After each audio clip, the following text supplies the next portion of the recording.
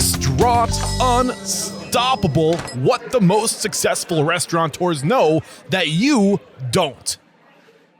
With excitement, allow me to introduce to you today's guest. He's the co-founder and president of a Good Egg Dining Group. Keith Paul, my man, are you feeling unstoppable today? I am, man. I'm ready to do this. Dude, I'm feeling unstoppable. So many people have been saying such great things about you, and that's one of the cool things about being able to come into a town and just land and let people recommend and refer.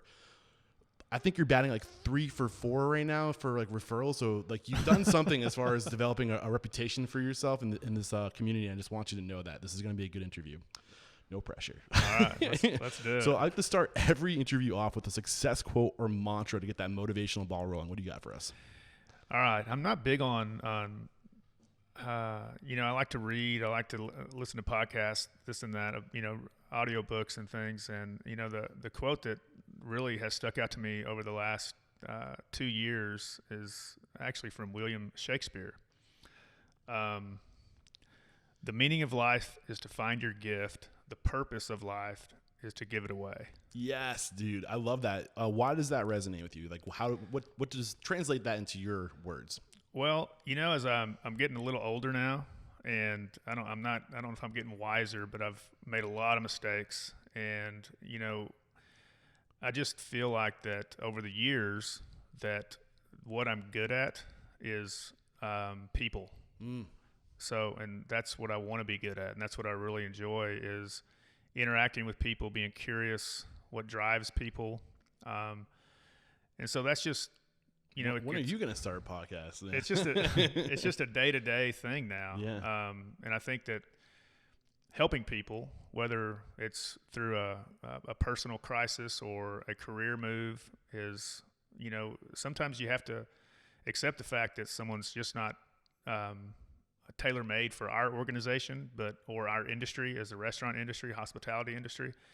But moving on to something else is just better for them, and you need to accept that and wish them well, and that's just how that works. I love that, and that's come up in the past episodes. When you do find somebody who's a good person, they just don't. Maybe they're not in the right lane, right? Maybe the hospitality industry is not for them. How do you let them know? Well, there's just I don't know. I call these curious conversations. They just need to go on, and really, I have more of these with my managers than I do with frontline staff, and that's just. With 400 to 500 employees, it's just hard. But, if someone comes to me and says, I just don't know if I want to do this anymore, then let's just talk about it. And it might be best for them to go test the waters elsewhere, and we wish them the best. And so many times with the hospitality industry and restaurant and just hearing that the hectic, ticket printer in the kitchen, they miss that. And they come back. Yeah. And they come back better than they were before they left. And sometimes it's hard if you do identify somebody who, isn't made for this industry, but they are a good person. It's hard to say, it's hard to fire somebody, but are you doing them any favors by keeping them on this track if they're not going to be successful? And I think it's your goal to be like, hey, like you're not cut out for this, but we have noticed like these things you are really great at these things. Have you ever thought about doing this? And like, it's our responsibility as owners, as mentors, to put people in the right seat, right? And to give them that guidance. Yeah. Firing was, being I got to college in 90 or 91, and no one ever wanted to get fired, and still no one wants to get fired, or no one wants to fire people because it's like, do you fire someone on a Monday or a Friday, right? There's these rules that someone made up, but it does not have to be a negative experience because, hey, what we're doing is we're giving you the opportunity to pursue, your passion. Yeah. What's your passion? It's all about perspective, man. I love this. Yeah. So in my research, I saw that you maybe wanted to be a football coach when you were younger, and then you got Man, you did some digging. I did a little bit of digging. I tried to get an idea. Where does it make sense to start telling your story? When did you know like this was going to be your path, or what were you doing to set yourself up to be successful in this industry?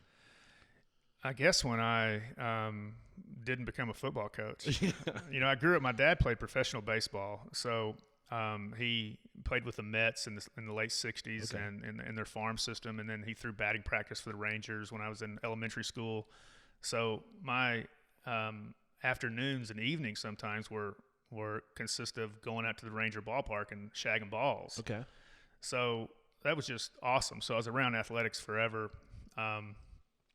So the coaching thing was something that I wanted to do in high school if college football or professional sports didn't work out at that age. But my father was also in the food business, and just through connections, I went to work for Benny Keith Foods in Fort Worth, which is a regional broadline distributor. I was with them probably, I think, 5 years in Fort Worth, and then I moved to Oklahoma City and worked for them 5 years up here, and that's where I met Heather. We were both working for Benny Keith. So you got into that around early 90s, 91, 92, into the sales? Yeah, about 91, right when I got out of school, and moved up here January of 96. Okay. And then we opened our first restaurant in April of 2000. So this is a really interesting path into the industry. I don't speak to a lot of restaurateurs that were selling food first.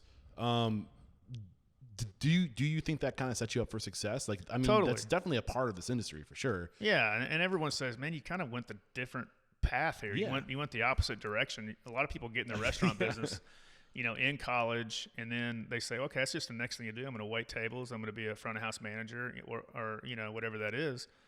But I've worked in one restaurant before we bought Cheever's Cafe, and I think I ended up getting fired from that restaurant. When was that? That was a pizza place and I was kind of more of a delivery guy than anything else, and I don't know. I had some friends come in from town, and I just went and made a delivery and just kind of I delivered pizza for a while. I know it's really hard to get fired as a pizza delivery guy. That was before cell phones and everything else, but I knew that everyone was going to this party, and I just had to be there. And so Did you at least bring pizza? That was the end of my career. No, hell no, I didn't bring pizza. Oh, that's funny, man. So get into how working for Benny Keith helped set you up for success. What were the most important lessons you learned from that angle, coming at it from this angle? Well, besides the mechanical things of products and inventory and menu writing and all that, everything like that was when I started with Benny Keith. We were basically just salespeople, and the salesperson at that point in the early '90s was, this is the price of lettuce, and this is what you can use lettuce for, or IQF chicken, and all these different newer products were coming out. By the time I got out of the business, it was we were more of consultants to restaurants. We were trained in menu engineering, labor cost, food cost, how to trim this, how to trim that, how to create efficiencies in the restaurant, and then talking to restaurateurs about that. It was a tough go. You're talking to someone who is where I was in 2000 was life savings, kind of, hey, I got to make this work. And you have this younger kid coming in and trying to tell you how to do things. I think you're bringing up a really interesting point. It's something that I don't think restaurateurs do often enough is leverage their food delivery services. The expert, like they're a great resource for a lot of reasons. Oh, for sure. Yeah. And ever since then, of course, we buy everything from Benny Keith Foods. Okay. And, there's a lot of trust there, and you should be able to trust where you're spending really most of your dollars, besides labor, is going toward your goods, your groceries.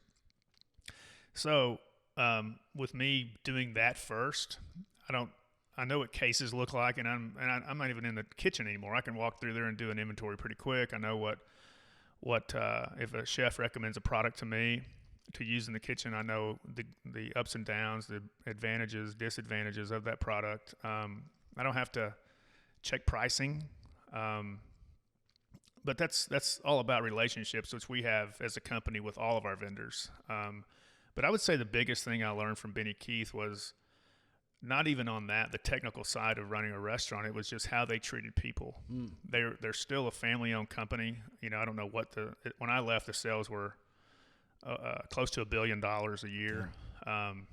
But everybody makes mistakes, but I just saw how they just treated people on a day-to-day basis. Is there a specific example, like a time where they just went above and beyond to do the right thing by someone that comes to your mind that you can share for us, to kind of paint that picture of what it means to be a good person? Well, just being courteous. It's just the simple things. And we try to teach that in our restaurants. There's a restaurant group out there that we really benchmark, Hillstone Restaurant Group, and there's not any units here, but they're based in L.A. and they have units in Dallas and Nashville, New Orleans, wherever, all over the country. Do 500 million in sales. But when I take my managers to these stores, I ask them to get up and go to the restroom twice, many times as you want to, and I will bet you anything that a server will always give you the right of way. Just be courteous. And it's amazing that I would say 100 times that's I've never been wrong. Yeah. So you learned a lot of the operational things, like you said, the product, the inventory management, the menu development. You also, I would imagine, were pretty plugged into the trends. Like you going into your first restaurant, you probably had a really good idea of what the market wanted. Was that an assumption, or yeah? And back then in the late 90s, we were traveling a little bit, and whenever we traveled, we already started that in 96, 97 of our travel was built around, let's go to these restaurants. We couldn't search them online, but we knew that Dallas had, Star Canyon or whatever it was. And just seeing those restaurants and those trends, and then being in, some of the really all the best restaurants in town were some of my accounts, and they're still around. But I just knew that there was something missing, and that's where Cheevers came about. Okay. So I think it's also worth mentioning, you found your business partner, your life partner, working at Benny Keith's, right? Correct. Yeah. So let's get into what was it about, and still is about, your relationship that has been right as far as partnerships go?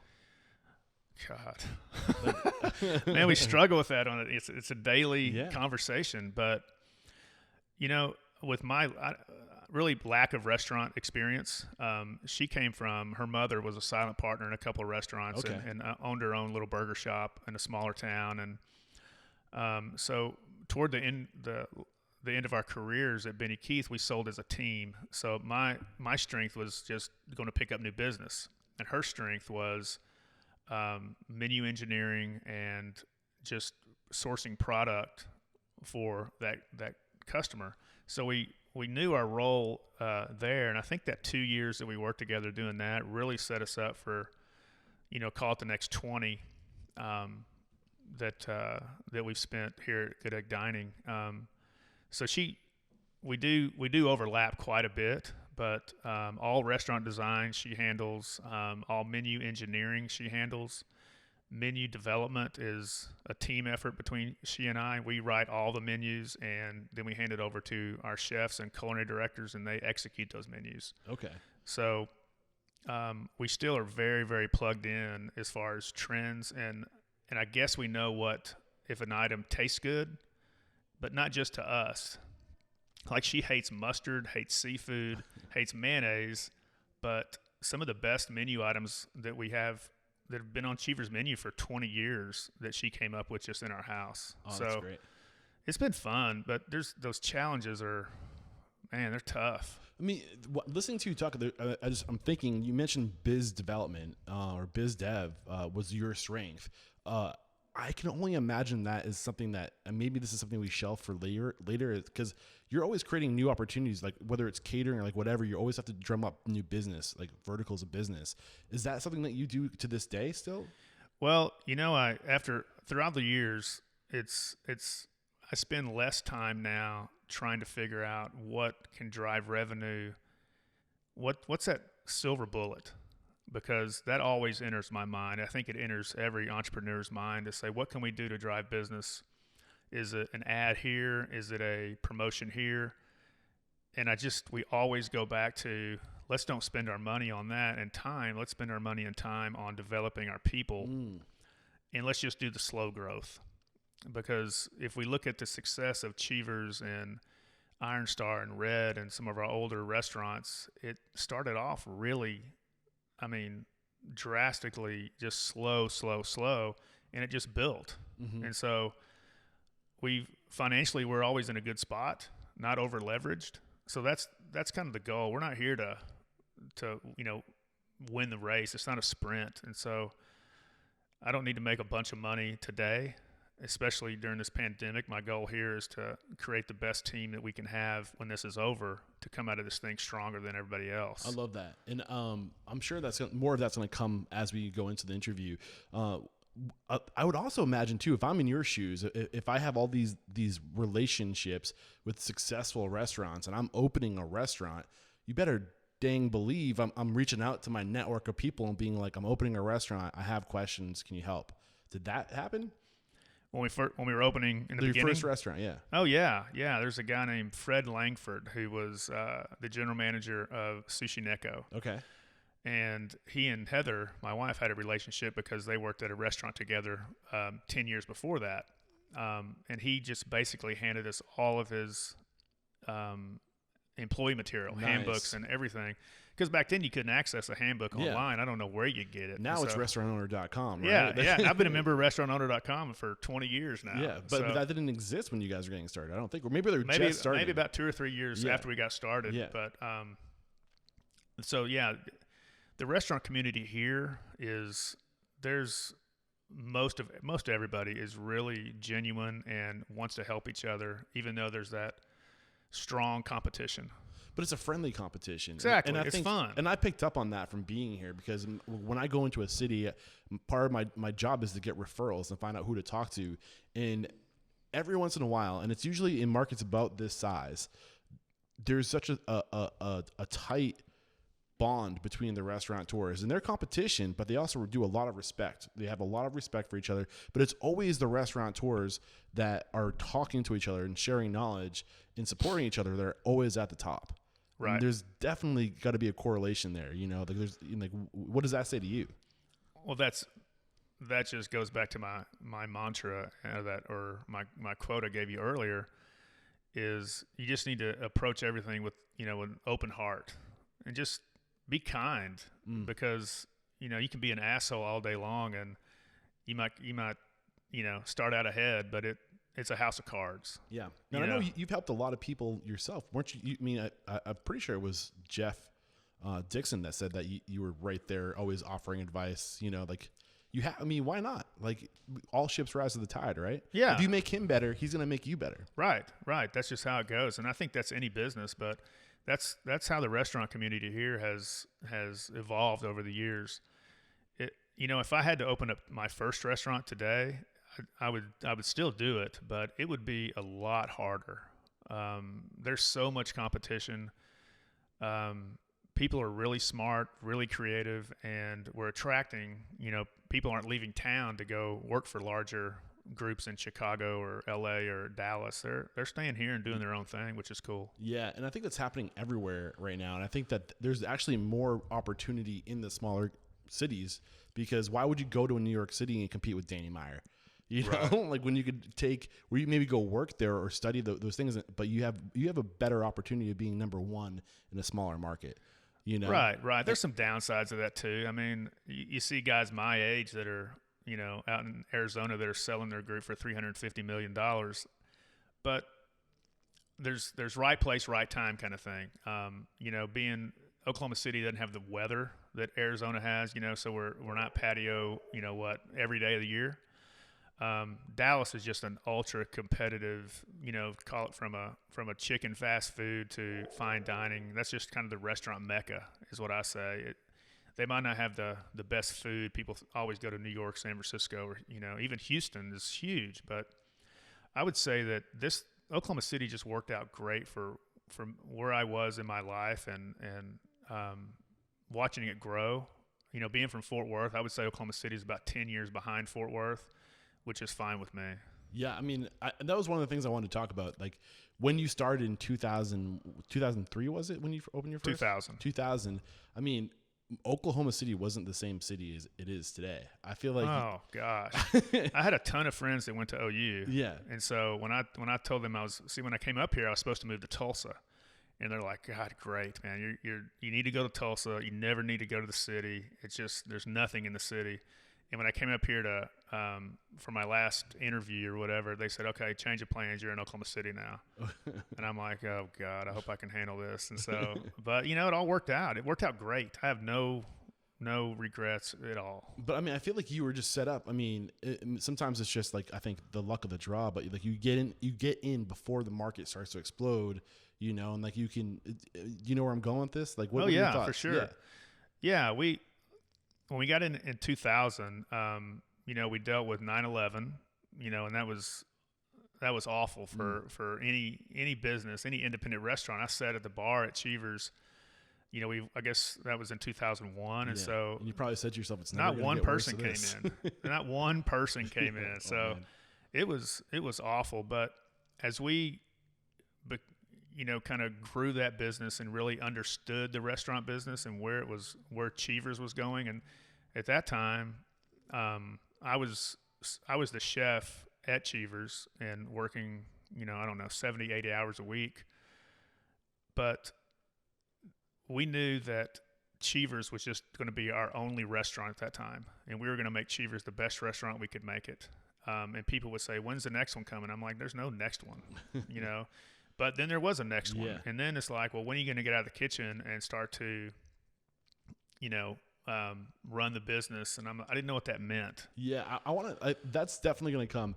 I want to go back. You mentioned this gentleman who gave you all these assets, these resources, the foundation, your systems, your processes.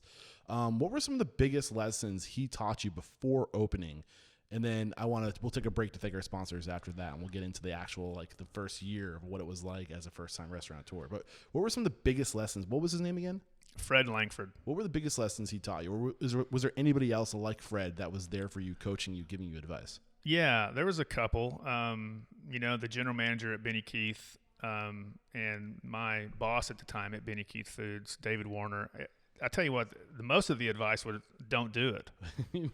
That's my number one goal with this podcast. Yeah, I hope I talk more people out of it than help people become successful. Yeah, if I can do that, mission complete. Yeah, I remember. Yeah, most people said, "Well, you're just buying yourself a job." Yeah, and so we didn't have a lot of cash. Why didn't you listen? It just wasn't the right thing to do. We just felt, a burning sensation that hey, we got to do this. We know we can do it, and it was tough. It ended up being, a lot of years of therapy afterwards, a lot of lifestyle changes. So, but as far as before the restaurant, we wrote a business plan for the bank, and we looked back at that business plan. We found it, I guess 17 years later. And I cannot believe that anybody would even give us a meeting with that business plan. It might have had 10 items on an income statement. Oh, man. So, yeah, looking at that business plan, knowing what you know now about business plans, what was that plan missing? It was missing the story more financial information for a bank than it had. One thing it did have, it had a lot of soul to it. We could tell by reading it that we really had the passion for Cheever's Cafe. And that's, as long as we have that passion, then for a concept, for a business, for our people, then we think anything's possible. So you said it was missing a story and it was missing a financial plan? The financial plan was a 20-item or 15-item income statement that I don't know where we even got the numbers. I mean, if I had to follow that business plan right now financially, I think the sales we were projecting were maybe $60,000 a month, $15,000 a week, and right now, if we can't make that work anywhere right now. Yeah, right. What else did you learn, if anything? I'm really trying to pull back the layers here. Well, from early on from those guys, it was really the human resource piece of you have to have. You have to have boundaries, you have to have guidelines, and people need to follow those guidelines and boundaries, and they need to be held accountable. But one thing I did learn that I noticed that I had an advantage of most people that were in this business was Heather and I both worked for a larger company with Benny Keith. Mm-hmm. So we knew how to treat people. We knew what made people tick and what made them want to stay with us. Because the other restaurants at that time, like you said, I went a different direction, a different sequence of starting off working for Benny Keith out of college and then restaurant. Most people restaurant then go work for somebody else, a liquor rep or food rep or whatever. But having that training, I would call it kind of corporate training. Yeah. Definitely helped. Yeah.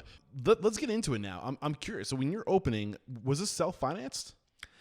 It was financed for Heather's mother and my father and my parents. Okay. And you guys, I'm assuming you're making decent money in sales. It sounds like the two of you together were kind of like a dynamite team. So were you putting money away? Like what were you guys financially doing to set yourself up? So at that time, when Heather left and went to run Cheevers, I stayed at Benny Keith 2 more years. Okay. And when I got my paycheck every month, I would pay our mortgage payment and utilities, and I would keep $500 in the bank, and everything else would go to the restaurant. Okay. And that went on for, I don't know, 2 years or so. There's a couple lessons. We ran out of money fast. Yeah, I mean, there's a couple lessons right there. Like, pay yourself first, right? You got to take care of yourself before you could be expected to take care of anything else, right? So you're paying yourself first. You knew you needed, what would you say, 500 a week? Was it a month? 500 a month. That's crazy. The whole thing was crazy. We even had a plan to go down to 1 car because we at that time we were living a mile from Cheevers Cafe. Yeah. But Heather didn't take a paycheck for 3 years. Wow. Yeah. So I think the other thing too is like you didn't just quit your day job. Like you swung into it. You guys, I think, had them, the wherewithal to know that you're going to need some type of security. Yeah, we didn't think about that. What was your perspective? We didn't plan anything. We just knew we had to make it work. Okay.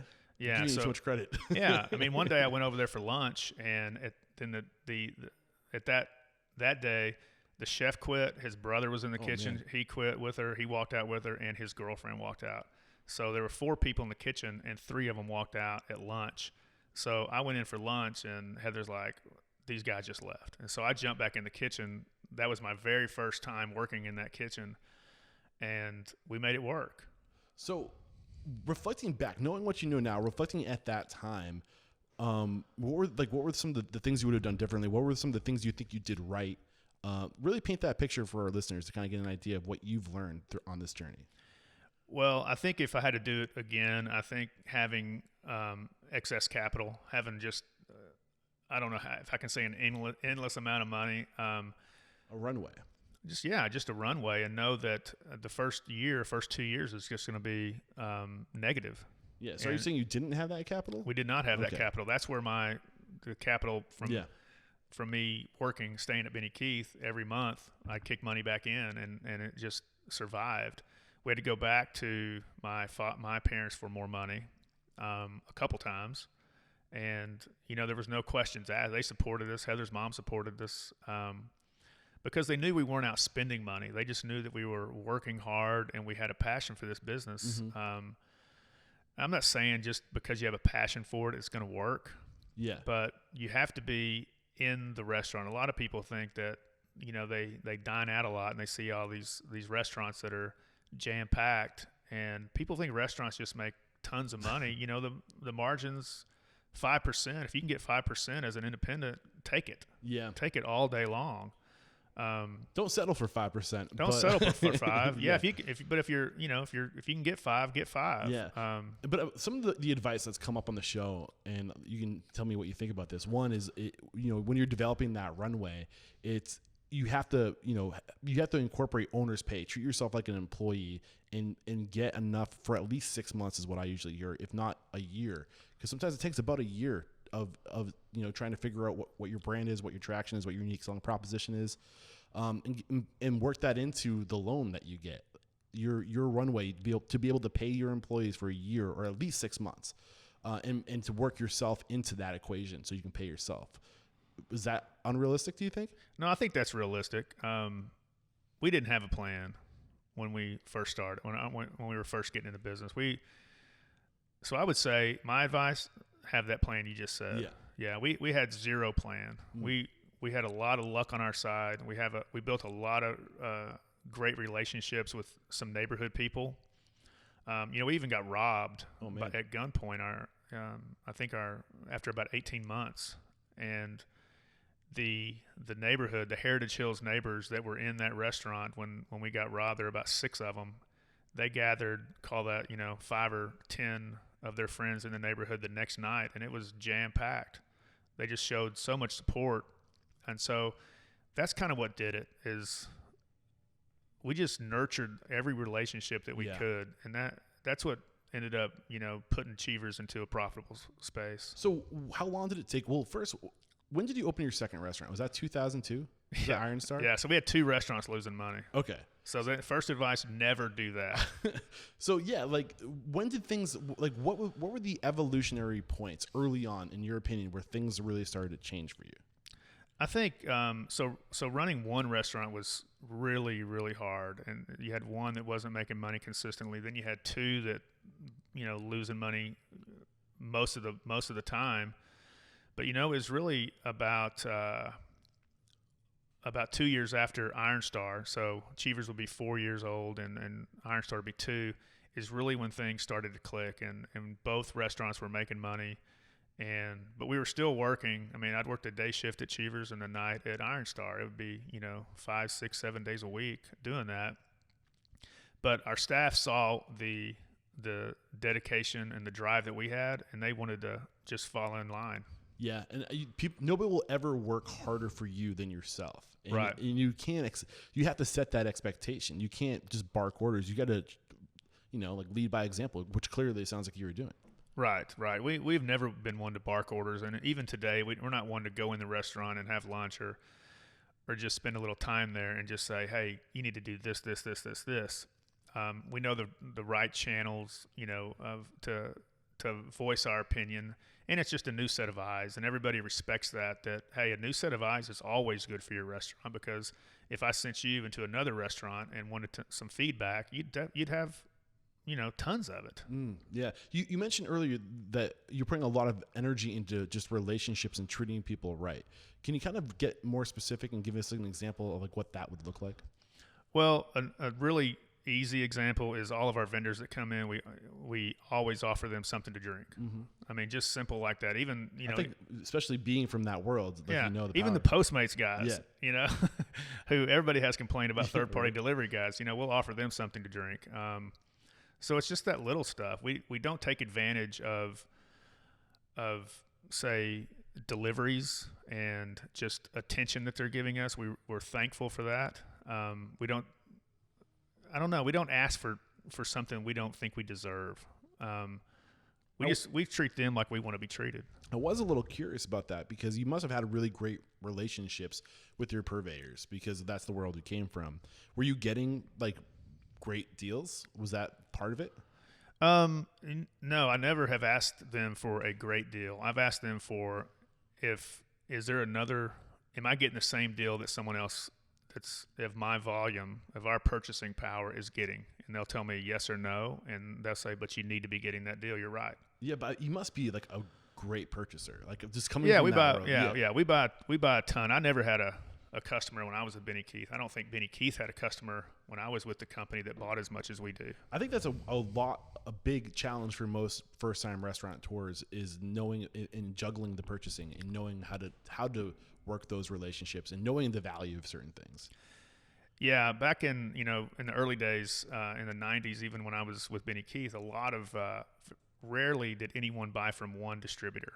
They think they can get a better price from splitting it up between the 3 main broadliners, and it's just a waste of time. You have to, if you need to build that relationship where you can trust them. If you're worried about price, just find someone you trust. I love that. So you said you opened your second restaurant. That was 2002. That was the barbecue place, right? Right. Uh-huh. So you said you weren't ready to have done that. What would you do if you could do that over, that jump from 1 to 2? What would you have done differently? I would have put it off a few more years, but as I say that, we opened it after 9/11, when the country was really banding together, right? And so what's one American food, especially in this region?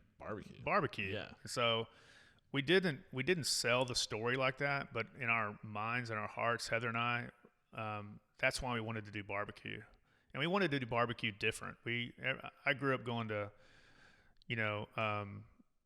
smokehouses, and you go in and it's the best barbecue you've ever had, but you walk out and your clothes smell like barbecue for days. And I don't have anything against that right now. I'm all for that, but we knew that women really drove dining decisions, and that's when we put salads on the menu. And a full bar at a barbecue place in 2002 was just a little ahead of time. Yeah, way ahead of its time for Oklahoma and Texas. So, and then our number one seller was ribs. Our number two was that salad, a salad. So, and it's still, if you go in today, it's probably 60% women. So what started to change in your business where you actually started to become profitable? Because it sounds like you were still at this point, you were doing a good job. You were developing a reputation. You were developing relationships.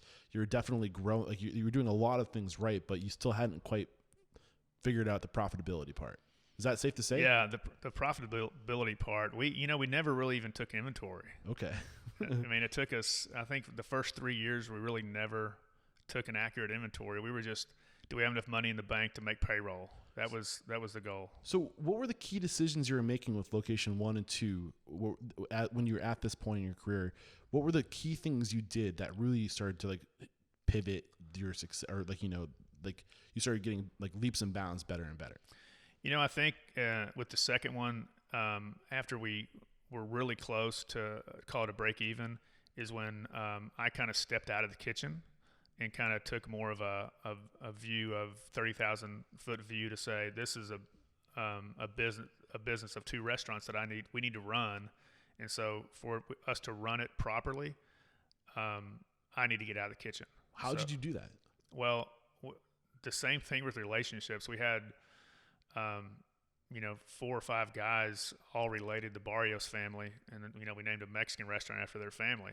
And one of them was the chef at Iron Star, and we had 3 of them that worked at Cheever's in the kitchen. Okay. And a couple other guys, and we just trusted them.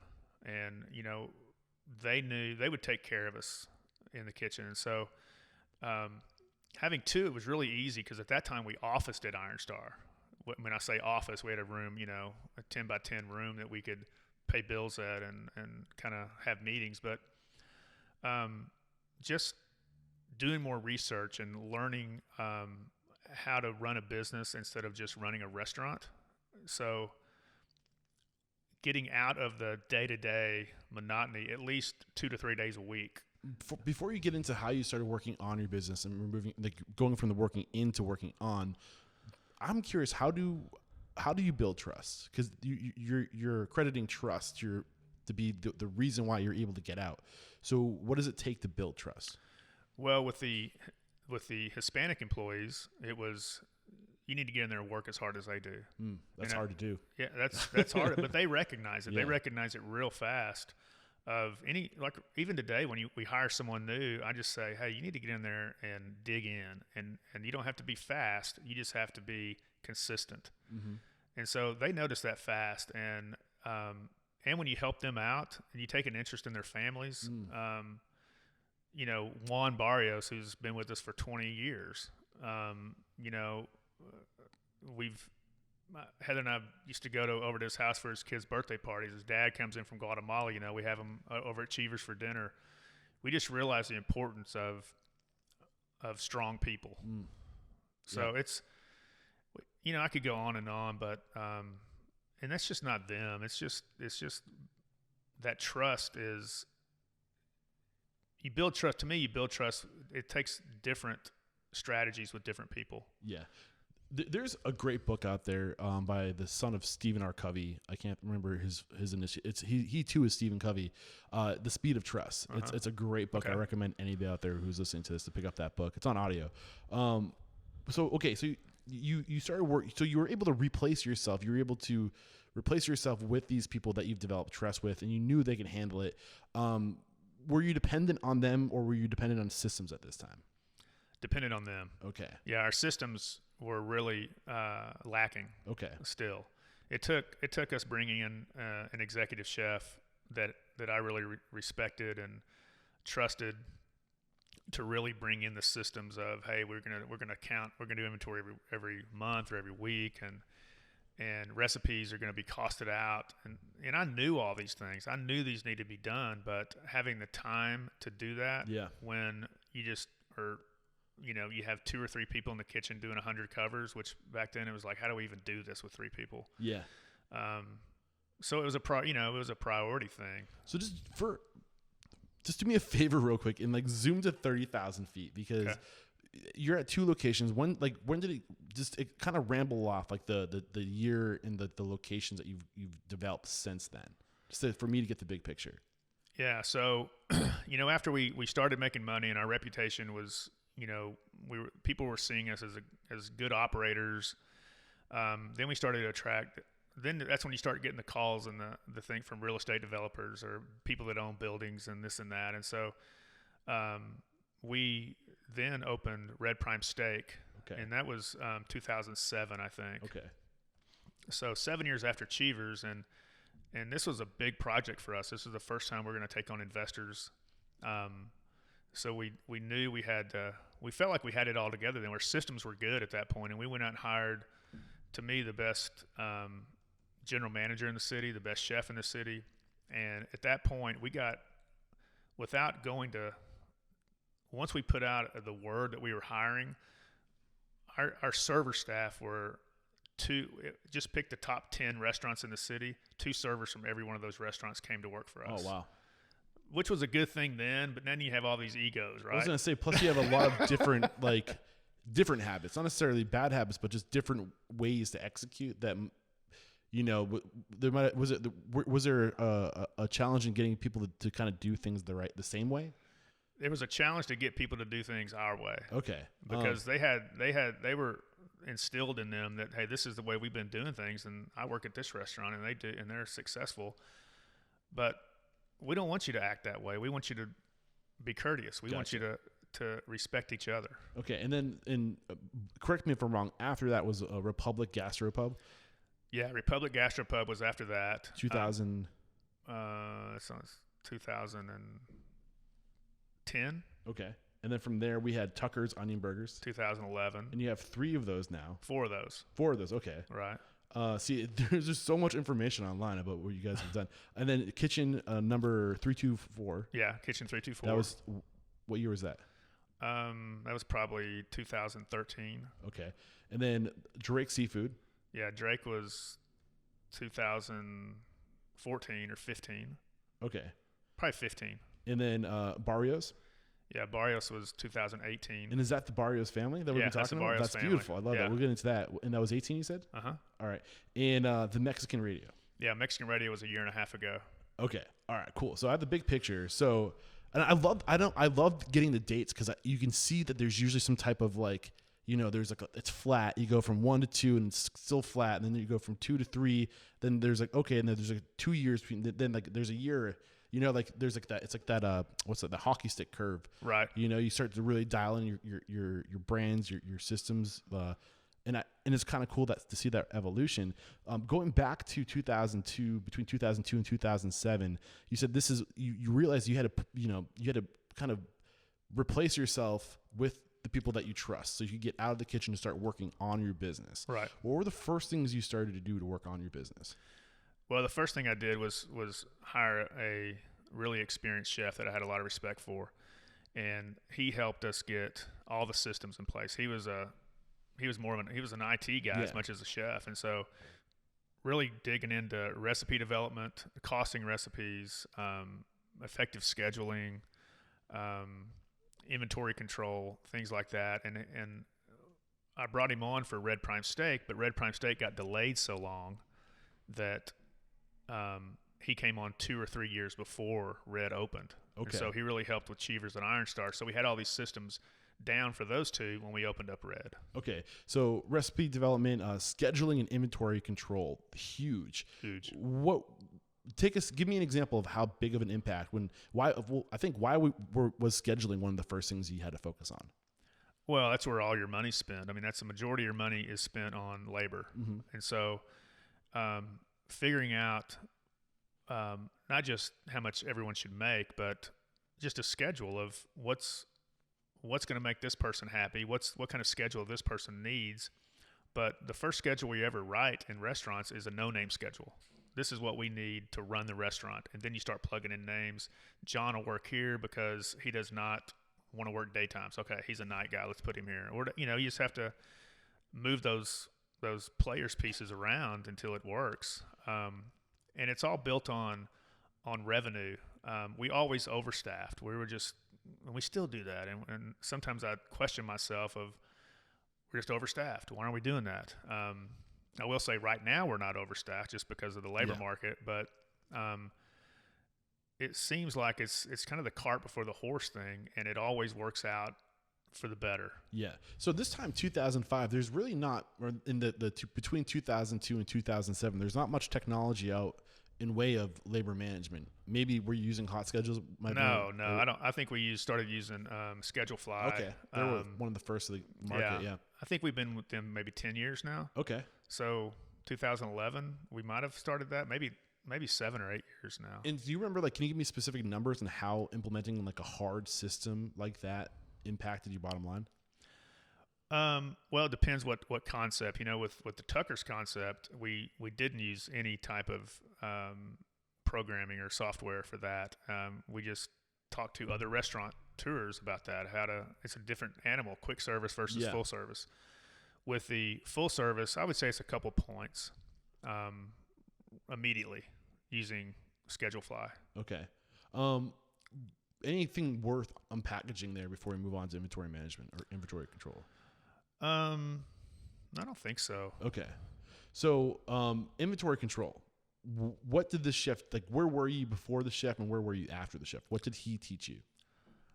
Or she, I don't know. Yeah, he, and I knew all these things, like I said, but I just couldn't get to them. There was just too much to do. Yeah. And I think that's a problem with a lot of restaurant people right now, or entrepreneurs in general. You can't do everything.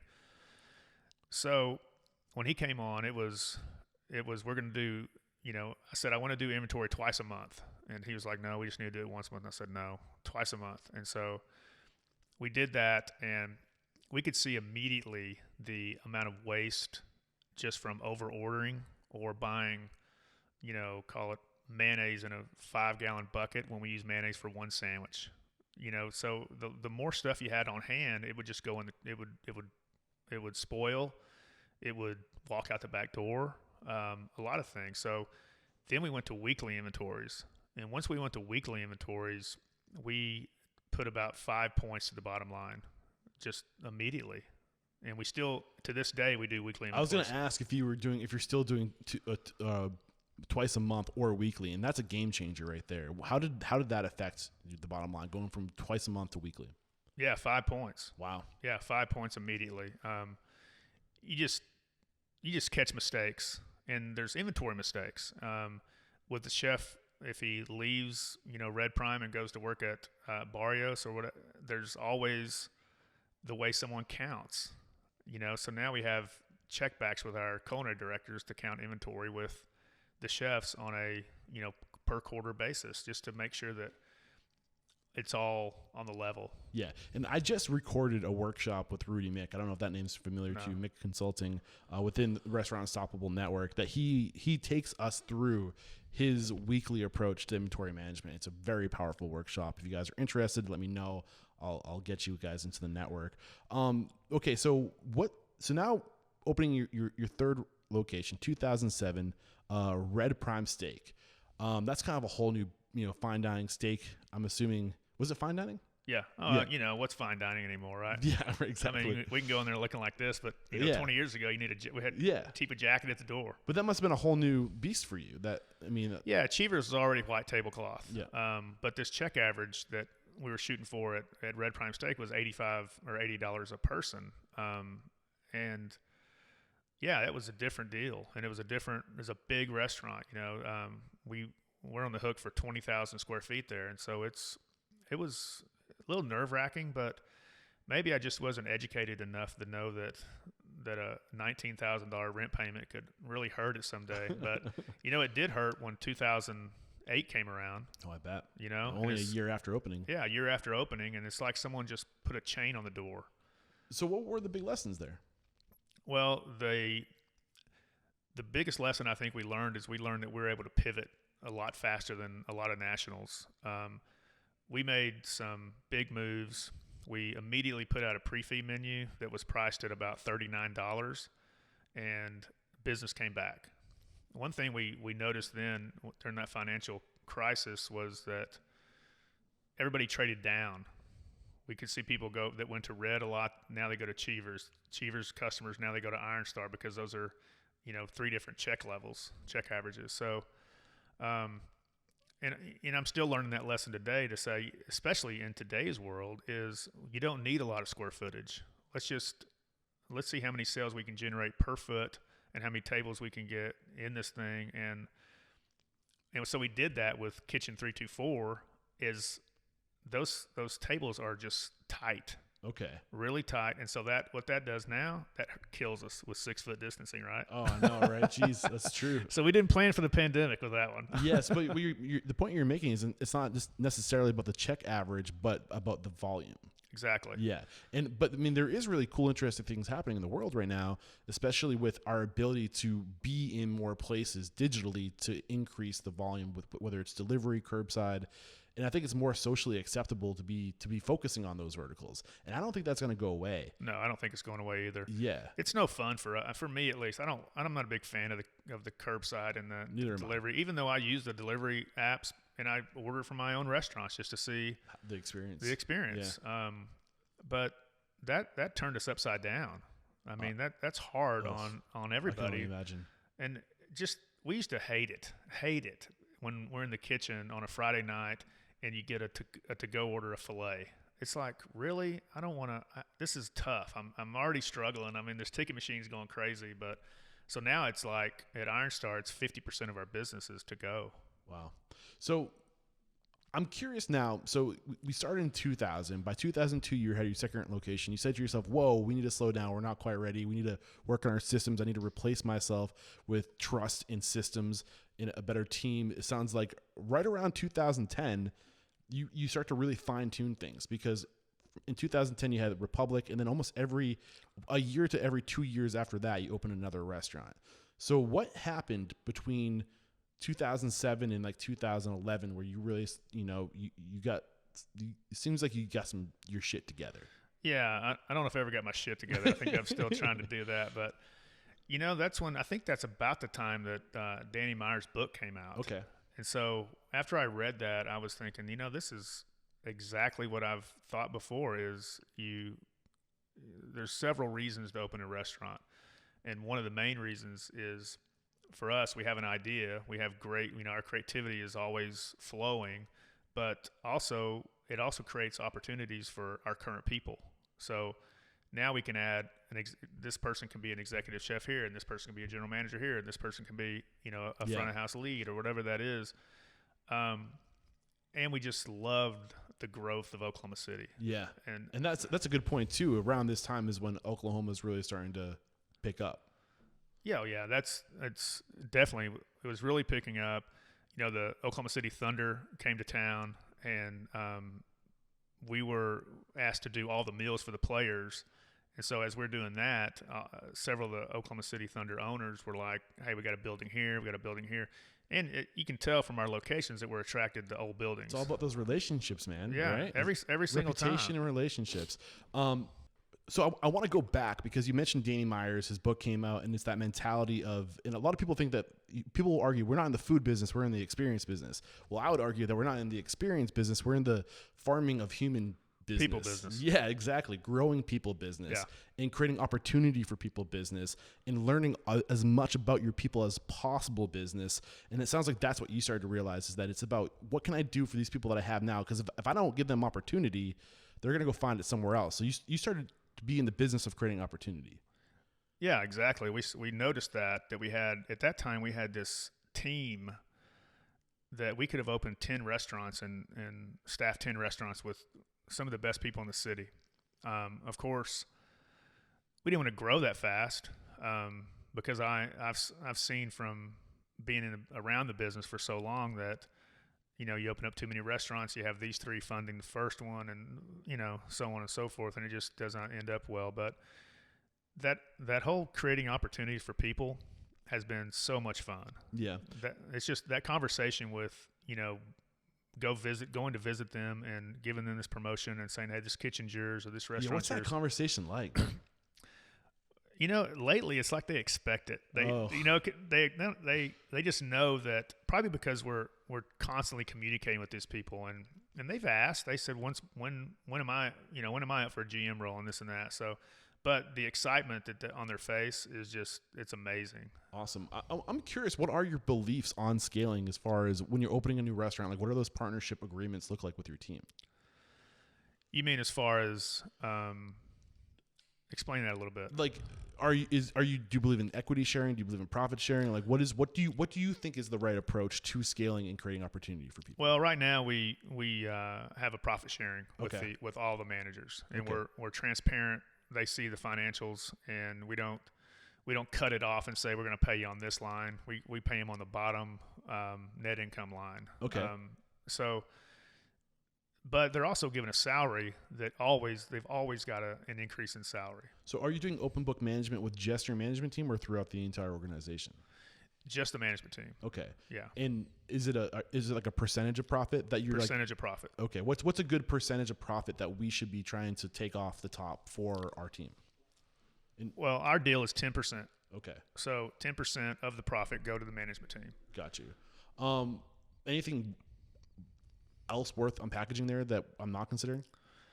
We really focus. That's on the financial side. So we really focus on how they can increase that profit, therefore increase their bonus. And it's not as easy as it sounds to get them to understand that. What's the challenge? Just that them understanding which line items that they can control, and what a big impact labor, food, and bar, cost of goods, prime cost. If you can get the prime cost below 59, there's so much money left over for you guys to share in. So what's the trick to getting it to 59 in your opinion? What are you teaching them? It all goes back to driving revenue and how you drive revenue, and the way we drive revenue is make sure every guest is having a great experience, and not just a great experience. We go one step beyond. And one thing I think we do better than most is we turn a bad situation into a good situation. You got that from Danny's book too, didn't you? Right in the end of the story. I think we were already doing that, but he might have got that from us if he's ever been here. So give me an example of what you're talking about. Well, one example is when Twitter first came out. So everybody was on Twitter, and even more people now, but that's what restaurants use because there wasn't Instagram, there wasn't Facebook. And so I was a big Twitter user, and I would sit at home and just kind of troll our pages and see what's going on. And we had a guest that blasted us on Twitter, and he's still at the restaurant. Oh, man. And so I got on the phone, I called the manager, I said, hey, this guy, I think he's, 50-year-old guy. He's at a 4-top, and he just ordered a sampler. And so, do you remember what the blast was? I think it was the worst barbecue I've ever had, geez. And I can't believe something. It was really bad. Yeah. Don't come here. I'll never be back. And so we go over. We bought the whole table. Paid for their entire tab. We apologized. We gave them all a $50 gift card. Wow. And he came back, retracted that, and he called the manager the next week and made him reservations for the same 4-top, and they came in and everything was perfect. Wow. I mean, that right there is a perfect example of writing the end of the story, right? Like, if things go wrong, like, that's your cue to do whatever it takes to make it right. And that's your marketing expense right there, right? That's it. I don't hope things go wrong, but I look forward to the recovery. Yeah. Because that's where you can shine. That's where everybody is doing their best, right? Everybody in the restaurant business is out there doing their best the entire time. But that recovery piece is just, you can see the success when the guest comes back, when the guest reposts, or with all the review sites now. It just filters throughout the whole organization. Yeah, and that's where you can show your level of give an F. Is in making it right, because that's where you that you can't fake giving an F. Like, and what you're willing to do is the meter by which you're judged, right? And you can win people over, and you can make the worst experience into the example you shared into the best possible experience, because people care about how much you care. Well, and a lot of these, reviews, and when people get blasted, everybody makes mistakes. But when someone's writing a review, they sometimes don't get that. They don't think that a restaurant should ever make a mistake. But that's not our job to tell them that. Our job is to fix it, and fix it now we always work on make it right +1. So if someone doesn't if the steak's overcooked twice, make it right. Buy their dinner +1. Give them a gift card to cover dinner for 2. And so to us, that's something that no one else is doing. Okay. You mentioned earlier that you ended up going with a restaurant owner around 2003, 2004. Restaurantowner.com. Yeah, restaurantowner.com. What was the biggest impact that website had on you? And I'm a huge advocate for restaurantowner.com. So that's why I want to give them a little love right now. Yeah, I think back then it was it was just all the tools and articles, the spreadsheets, I think wasn't there business plan thing on a seafood restaurant, I think? Yeah, I think so. Yeah. So just the financial side and the marketing side were, to me, at that point, the most important. We used, I don't know, it was just, we just lived in that thing. I was just in that space. And then luckily I got to hear Jim Lobb at a Benny Keith function, and it was pretty cool. Nice. And I will say right now, if you guys join Restaurant Unstoppable Network, Jim is a good friend of Restaurant Unstoppable.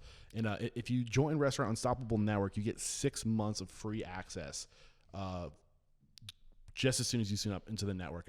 That's his way of trying to support what I'm trying to do. And that alone is enough reason, in my opinion, to get into the network. And if you're not in the network yet, come hang out with us. It's a lot of fun. So now I'm really curious. Since 2010, over the past 12, 11 years, how have you truly evolved? Because, a lot has changed in the industry in the past 10 years. It's almost a completely different – it's changed a lot. So how have you evolved to stay relevant over the past 10 years? Well, we continue to travel. We continue to do research daily. Continue to really refine our food, decreasing our menu selections, and just trying to find things we do well and keep doing that. I think as far as the group and how we've evolved is Heather and I have made it very clear to the rest of our team that we're not out here trying to be the biggest restaurant company in Oklahoma City. We want to be the best, and we're going to make mistakes, but and we're going to create opportunities when that comes about. But, I get so many times, when are you going to open up restaurants in Fort Worth? When are you going to take every concept and go to Tulsa? I just don't have a desire to do that right now. Why not? We love what we do, and we think there's so much opportunity here in Oklahoma City, not just with new restaurants, but with our existing stores. And that probably changed about 5 years ago. A big lesson we learned was, at one time, I think when we opened Barrios, another Republic, which we have since closed, and a Tucker's location. We opened all 3 of those restaurants in 45 days. Damn. Just because of construction delays or lease negotiations or what have you. And that just hurt. It hurt our team. We just learned that we don't need to do that anymore. We're not going to put more than one thing on the books at once. And we're going to shoot holes in every deal that's presented our way, because we don't need to take that big risk anymore. I love that. What about technology? How have you evolved on using or evolving with time and technology to further streamline system and process? Or are you not that much into technology? I think I'm on both sides of that deal. I think there's several software pieces out there that can help with inventory control and costing, but I think it's just bad information in, bad information out. I think what we have right now works on that side. As far as online ordering, we've really spent a lot of time using during this pandemic to create an online ordering system, or to get on board with one. And now we're working on really refining that and having the best online ordering system experience we can create for our guests. So, in your opinion, what is that experience? What is that just ease of using the product, from start to finish. Could you take me through that user experience Well, from like the technology standpoint of like what you've implemented? Yeah, so you've probably there's good and bad online ordering systems, and so we want to make something that's easy to read, that's you can operate from your phone, that you can save payment, just everything that makes it so much easier for the end user. If we're out of an item, if someone orders a barbecue sandwich, hey, we're out of that, they need to know right then. I don't want the store having to call them to say we're out of something. So integrating all of your platforms so they're communicating. Exactly. And, integrating with our POS system is a tough one. Everybody says, all payroll companies say, and all third parties say they can integrate with Aloha or Squirrel or whatever it is, but it just never works a lot of times. So we're sticking with an Aloha online order system, and it's been great. We're on the basic system right now just to get us something during the pandemic. But we can upgrade 2 to 3 steps above that. We can put pictures on there. We can, make it full color. We can, there's just so many different things we can do with that. And so that's important right now, I think. What tools have integrated well with your Aloha system? Nothing. No, I'm not happy. I don't think we're happy with anything. Would you change? Would you ever change? We love Aloha. We have our IT guy's an old Aloha guy.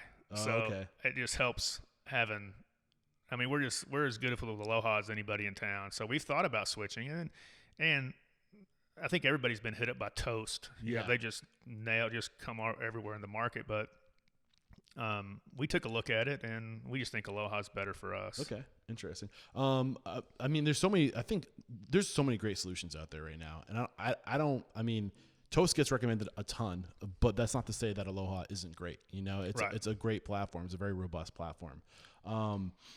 Any other technology as far as like scheduling or labor management or like outside the box type of technology that you've implemented, maybe like Slack or communication tools that has helped communication or something like that? Microsoft 365 is something that our IT guy got us on a couple of years ago, and it, we communicate via Teams on just about everything, and so that, and I'm not very fluent in that, but it has. If we were if I used it like our team uses it, then I would really love it, but they use it on just about everything. Yeah. What is a Microsoft Team? What is that? Microsoft 365, I guess it's a Microsoft platform which handles email, calendar, meetings, tasks. It's an all-in-one, situation that you never have to leave 365 in your organization. You can communicate, text, everything through there. Beautiful. Is there anything we haven't discussed up to this point that you think you could provide, exceptional light on? Something that you think that you bring a certain strength to the table that only we can get from you that's worth talking about?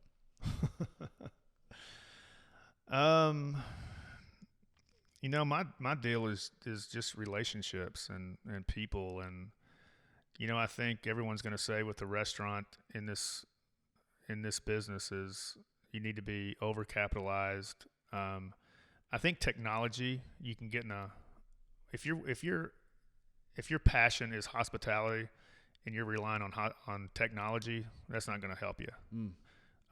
It might save some time doing certain things, but getting inside the restaurant in the 4 walls and seeing what goes on is what's key. And I think all of us here with our leadership team, we just love what we do. Mm-hmm. So that's not hard for us to get in the restaurants and enjoy ourselves. What's one piece of advice you have on developing relationships? I think be curious. Just sit down and be curious, just like you are with these. You're pretty curious. Thank you. That's all you do, I think, is talk to people. But it's a lot of fun. I'm fortunate. But yeah, just be curious, and it's not always about how's your day at work today. It's, hey, how's your kid doing in football? How's your husband? How's his job going, or whatever that may be. Just taking a general interest. And I read a book called Peak, Chip Conley. Yes. And I've read it twice, and I don't. It's so good. It's awesome. It's a great book. Get into it. And so that's. There's so many. The whole Maslow thing is over my head, and so I need to unpack that. But just the lessons I've learned from, hey, why don't you walk in the restaurant and find a star employee for the week, and Just get to know him. just shake his hand, Yeah. his or her, and just thank him for, hey man, thank you for cutting that bag of onions before you left last night. That kind of stuff. It's Yeah. just easy. It doesn't cost anything, and it goes a long way. Yeah, and what we're talking about, what Keith is referring to, is Maslow's hierarchy of needs, which is your most basic need is like food, shelter. Then beyond that, it's security. Am I safe? Do I feel secure? Am I getting a paycheck? Do I have health insurance? That kind of stuff. Then beyond that, it's do I belong? Like, am I seen? Right. Am I loved? Then beyond that, it's personal growth. Am I learning? Am I getting better? And then the peak is self-actualization, which is I found my purpose in life. And the whole idea of that book is you got to focus at the top of the pyramid. You don't focus on giving a paycheck and people, like, it's good if you can offer health insurance, great, but that it takes more than that. Right. It takes being a human being and feeding into those higher needs, helping people grow, loving them, and helping them find their purpose in life. And that's what happens when you talk to them. You ask them questions about them, and then when you start talking to them, you can find out what their interests are, find out what their passions are, and you can help them find their purpose. Right. And it's an incredible book. I've tried to get Chip on the show. I should probably try it Oh, you again. have? Yeah. I'm a huge fan of that book. I'd love that. I'd Yeah. love that.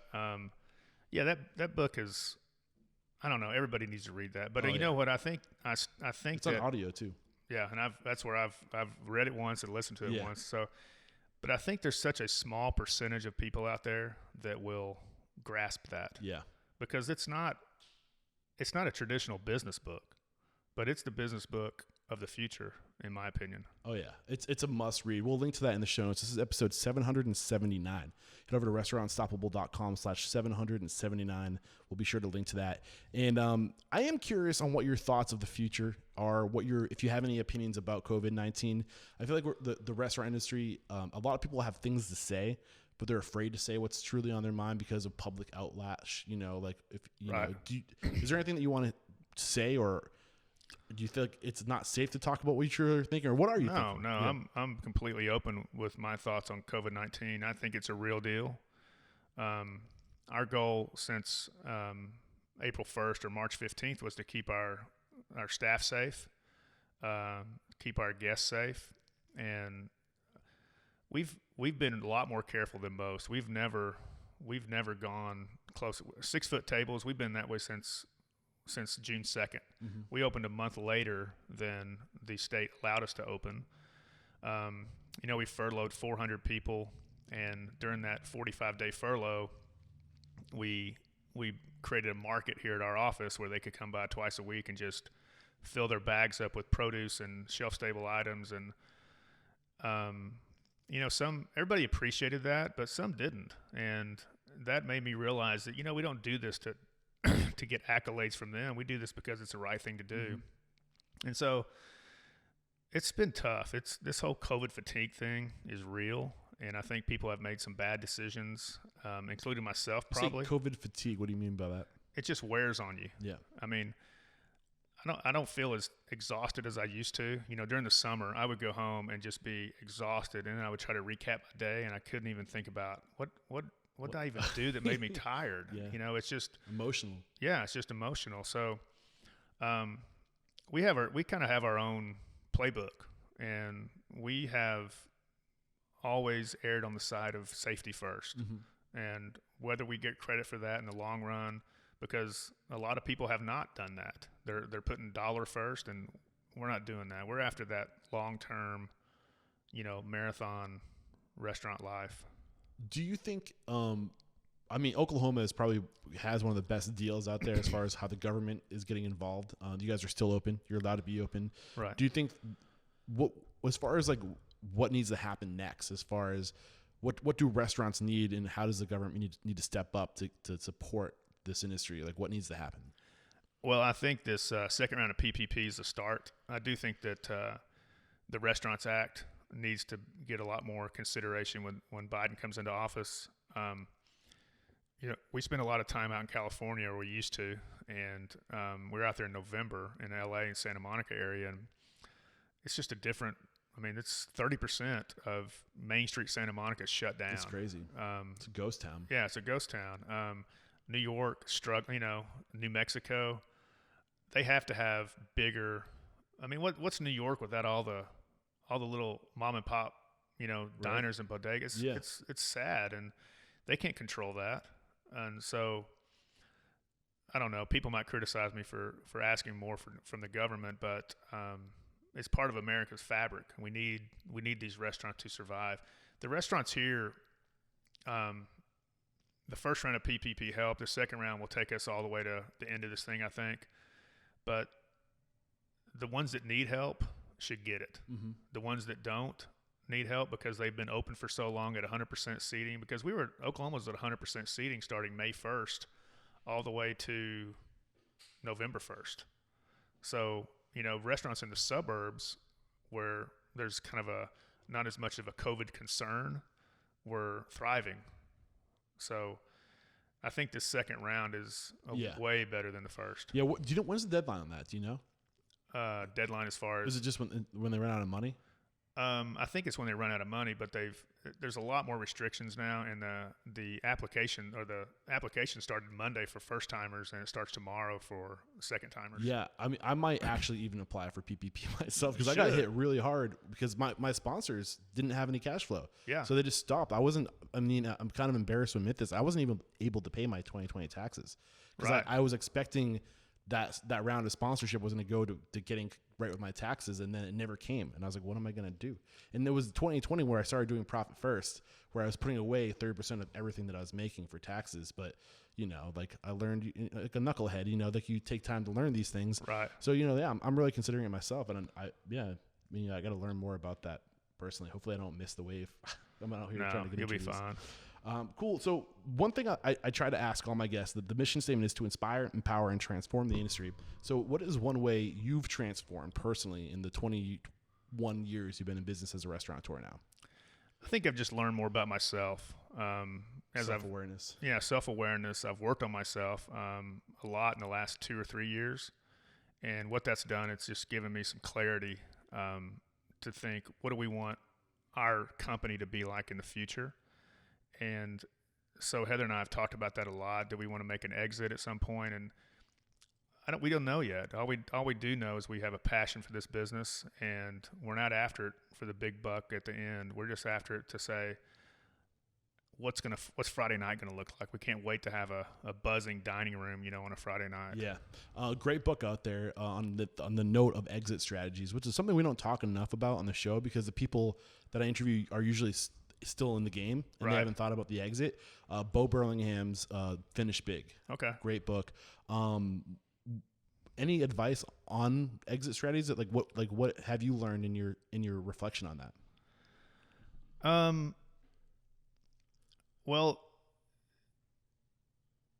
so as far as exits go and building a company to provide that's attractive to someone that wants to purchase, that's not why we're doing it. We're not doing it just to build something that we can sell. We're really confused right now because, is there a way to give back to our employees, the ones that want to stay and run this thing? Can we figure out a way to sell it to them or whatever? But, we're still young and we love what we do. So it's never too late to start thinking about that. No, we need to start thinking about it. But I will tell you, we're thinking more about an exit strategy than we thought about a business plan when we first started. Yeah. We're back, and the first question I have for you is, what is your it factor? A habit, a trait, a characteristic you believe most contributes to your success? Mine is running. Running, like on your feet? Running long distance from my head. Okay. Yeah. Explain that. That's just where I go to think, to get stress out of my life, and kind of, I'm just alone. It just feels good. Yeah, it's meditation. It's time for you. It's important. Yeah, right. I love that. What is your biggest weakness? I'm pretty gullible. How is that your biggest weakness? I give everybody the benefit of the doubt. It seems to be working pretty well for you so far. Yeah. Heather keeps me in line though. She goes, "Are you an idiot? What are you thinking?" I go, "You're probably right." What is one question you ask or thing you look for when you're building your team? I ask them, as far as an interview, one interview question I have is, of our restaurants, where would you eat, what would you order, and who would you bring with you? What are you looking for? I'm just seeing if they know anything about our restaurants. Yeah. And 9 times out of 10, people say they're, and I say dead or alive, and they say their mother or grandmother or father, and they go to Cheevers and get chicken fried steak. I like that. And what is there something that you're looking for in particular, like a good answer? No, there's not a bad answer except for if they name the wrong restaurant. Okay. Like if they name one of Dixon's restaurants, then they're out. Oh. Share one code of conduct or behavior you teach your team. I'm thinking like core values. Yeah, core values. I would say be courteous, have compassion, be creative. That's it. I love it. What is one uncommon standard of service you teach your team? So something that's common within the four walls of your restaurants, but not common for the rest of the industry. Well, our mission statement is extreme hospitality. So that's just hospitality with a little love on top of it. So if you come to a fork in the road, when you're dealing with a guest, and you say the hospitable thing here is to,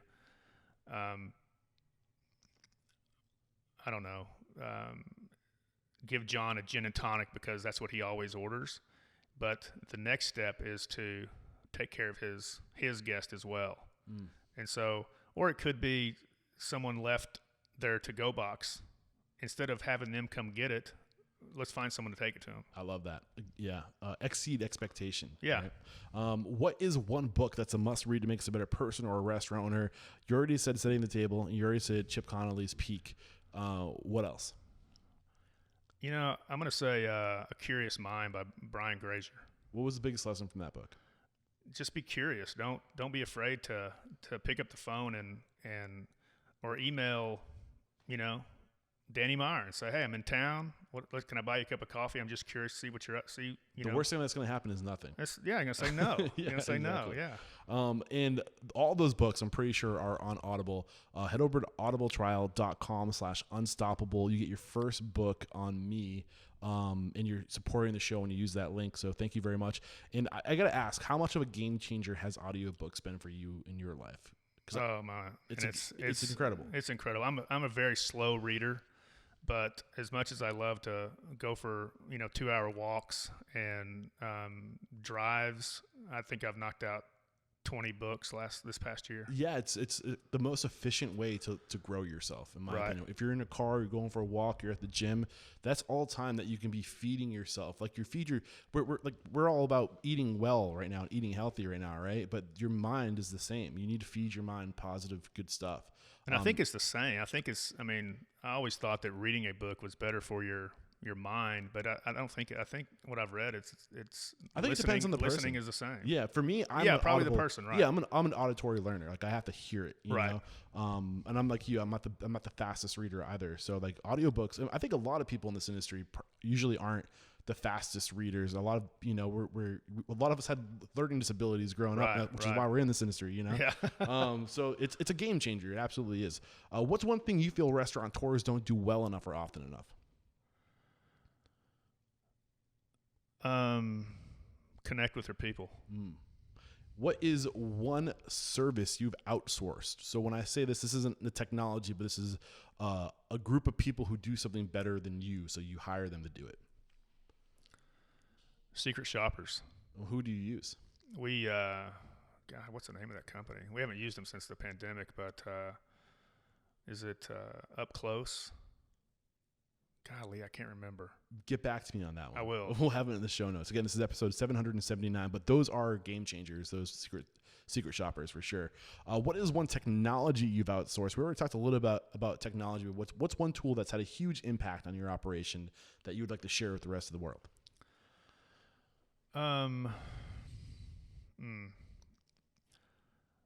Schedulefly has been great, and Will, who owns Schedulefly, has become a good friend. And Will Browley, yeah, he's a good dude. So I would say Schedulefly, not for as much for the schedules. That's great, but it's just a communication tool as well for the entire staff. Shift leads, management communication, stuff like that. Yeah, for sure. And this is the last question. I get a lot of eye rolls. It's a doozy. Get ready for it. If you got the news, you'd be leaving this world tomorrow. All the memories of you, your work, and your restaurants would be lost with your departure, with the exception of 3 pieces of wisdom that you could leave behind for the good of humanity and for your legacy. What would those 3 pieces of wisdom be? Oh my God. Number 1, take care of yourself. Yeah. Number 2, live your life with truth and honesty. Okay. Number 3. Take care of others. I love it, man. This has been a great conversation. We wrap up every chat by calling somebody out. That's how I found you. You're a multi-person call out. So who do you respect and admire and believe would make a great guest mentor like you made for us today? All right, I got 2. Is that okay? Yes. Okay. Give me 3 if you want. I got one in Tulsa, Elliot Nelson. Okay. Good friend of mine. And another one is Rich Hicks. Okay. In Dallas, a college buddy who's been in the business, started with Brinker, now has several concepts in Dallas. Rich Hicks and Elliot Nelson. Look, I'm coming after you guys. I'm actually talking to Elliot Nelson tomorrow, so I'm going to make that happen for you. All right, let's do it. And I just cannot say thank you enough. What's the best way for us to connect with you if we've really resonated with your story today and we want to come join your team? Instagram is rkeithpaul, and email anytime, rkpaul@goodeggdining.com. Beautiful. And I just cannot thank you enough. There is no questioning. You are unstoppable. Thanks, man. We'll Appreciate it. Cheers.